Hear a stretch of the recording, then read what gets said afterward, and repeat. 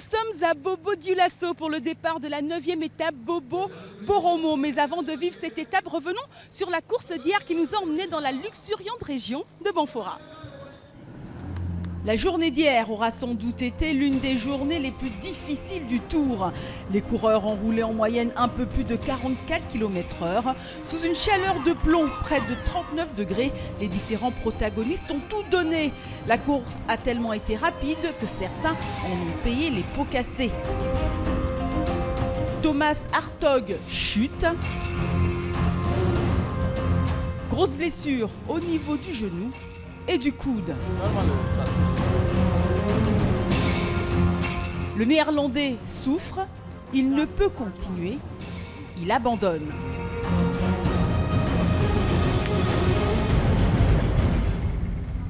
Pendant qu'on lui prodigue les premiers soins, devant, deux hommes se sont extirpés du groupe de tête. Les autres coureurs tentent une réaction rapide, mais les deux hommes sont les plus forts. Harouna Il Boudo et Adil Barbari devront en découdre pour la victoire de cette 8e étape. À 5 km de l'arrivée, l'Algérien attaque. Le Burkinabé réagit, mais Adil Barbari accélère à nouveau et s'éloigne petit à petit de Harouna Il Boudo.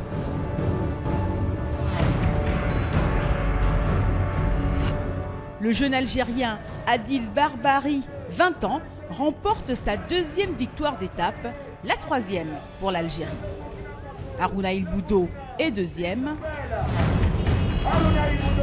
Le peloton maillot jaune va arriver 1 minute 34 secondes plus tard. Aziz Nikiema a souffert.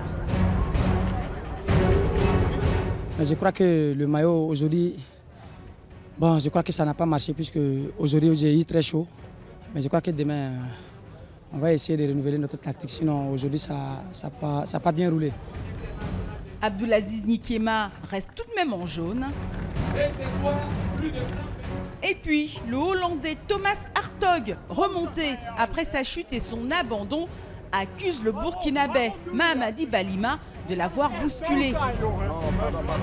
Les 7 étapes dans les jambes commencent à se faire ressentir. Les nerfs sont à vif.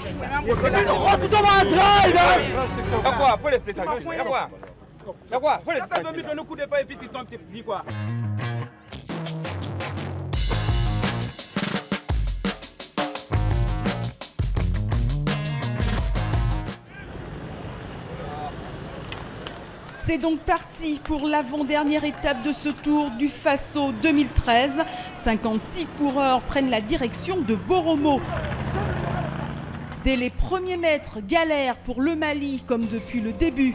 Les aigles ont du plomb dans l'aile. Tidiane Sanogo est victime d'une panne mécanique. Tentative de réparation. Tentative, car ça ne marche pas. Le pignon n'est pas adapté. Les Maliens réessayent.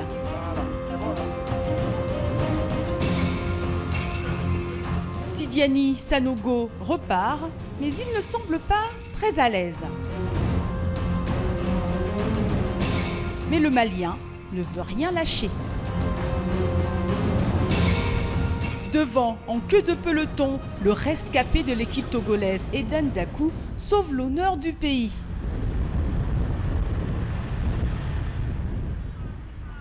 De multiples attaques rythment la course.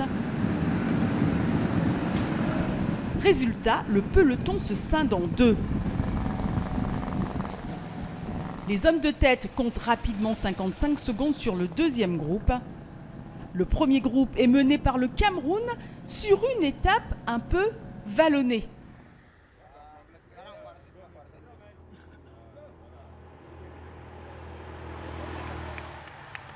À vive allure, à l'approche du premier sprint intermédiaire à Koumbia, c'est l'Allemand Serge Hertz qui se déploie et l'emporte.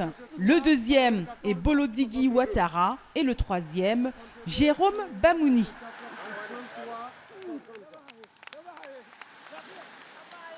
Le groupe de tête continue à imposer un rythme soutenu à la course, toujours sous l'impulsion du Cameroun, tandis que derrière, le groupe maillot jaune roule tranquillement.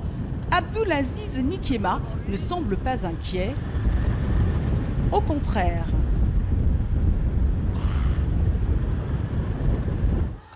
Nikiema avait raison de ne pas s'inquiéter. Son groupe réussit à faire la jonction avec le groupe de tête.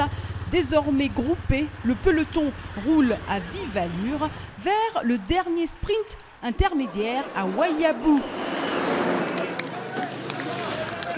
Nikiema est bien placé. Il se déploie et amasse des points de bonification.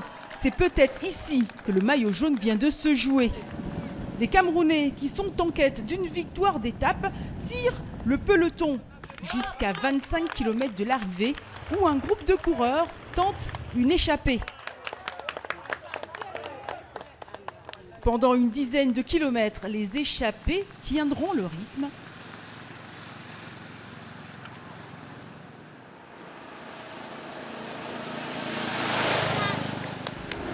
Mais c'était sans compter avec le peloton maillot jaune qui, à 10 km de l'arrivée, réussit la jonction.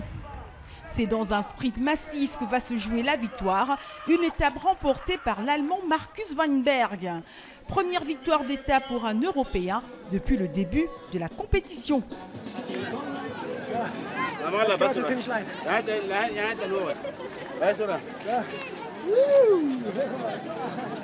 Aziz Nikiema reste en jaune et gagne 1 seconde sur Cissé Isiaka. L'Ivoirien compte désormais un retard de 9 secondes sur le Burkinabé. Jusqu'au bout de cette 27e édition du Tour du Faso, le suspense ira jusqu'au bout. Je vous laisse en compagnie du plus grand supporter des étalons. À demain, salut!